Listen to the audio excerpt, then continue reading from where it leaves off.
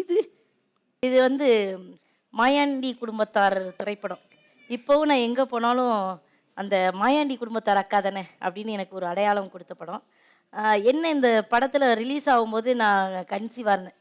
அப்போது குழந்தை பிறந்தனால தொடர்ந்து என்னால் நடிக்க முடியாமல் போயிட்டு, அதுக்கப்புறம் உங்களுக்கு தெரியும் சினிமாவை பற்றி மறந்துட்டாங்க எல்லாரும். அப்புறம் ரொம்ப வருஷம் கழிச்சு திருப்பி திருமுருகன் சார் தான் கார்த்திகை பெண்கள்னு ஒரு சீரியல் மூலமாக ரீஎன்ட்ரி கொடுத்தாப்புல. இந்த படத்தில் பார்த்தீங்கன்னா அப்போ நான் சின்ன பொண்ணா சின்ன பொண்ணு. ஒல்லியா ஆமாம் ஆமாம். எப்படி இருக்கீங்க? ஆக்சுவலி அந்த படத்த நான் பார்த்துருக்கேன்க்கா. நிஜமாவே சொல்றேன். அந்த படமே வந்து ஒரு சூப்பரான மூவி. அது படம் எல்லாருக்கும் ஆமாம், வந்து ரீச் ஆன யதார்த்தமான குடும்பத்தில் நடக்கக்கூடிய அந்த பிரச்சனைகள், அந்த உணர்வு போராட்டம், பாச போராட்டம், இதெல்லாம் ரொம்ப அழகாக அந்த படத்தில் காமிச்சிருப்பாங்க. இன்னொன்று கிராமத்து சைடில் தென் மாவட்டங்களில் பெண் பிள்ளைகளுக்கு கல்யாணம் ஆகிட்டா, எனக்கு இந்த ஊரை பற்றி தெரியாது, நிறைய பேர் சொல்கிறாங்க நீங்கள் எல்லா இடத்துலையும் அதை சொல்கிறீங்க அப்படின்னு சொல்லிட்டு. ஆனால் தென் மாவட்டத்தில் இன்னமுமே கல்யாணம் பண்ணதுக்கு அப்புறமா நம்ம வீட்டில் போய் உரிமையாக சோறு போட்டு சாப்பிட முடிகிறது அப்படின்றது இருக்கிற அண்ணியை பொறுத்து தான். ஓகே. இல்லைன்னா உனக்கு என்ன உரிமை இருக்குது, எதுக்கு ஓடி வரா அப்படின்னு கேட்டுருவாங்க. ஆ.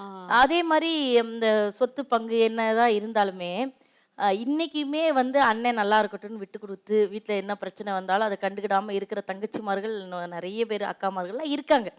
ஸோ அந்த மாதிரி ஒரு தென் மாவட்டத்தோடைய ஒரு கதை.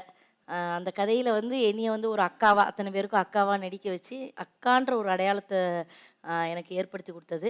ஆனால் கடைக்குட்டி சிங்கம் தான் அந்த அக்காவை யாருன்னு ஞாபகப்படுத்திச்சு. அதனால நான் நிறைய இடத்துல கடைக்குட்டி சிங்கம் தான் சொல்லுவேன். இந்த அக்கா தான் அந்த அக்கான்னு, அந்த அக்கா தான் இந்த அக்கான்னு புரியறதுக்கே வந்து அந்த ஒரு திரைப்படம் தேவைப்பட்டுச்சு.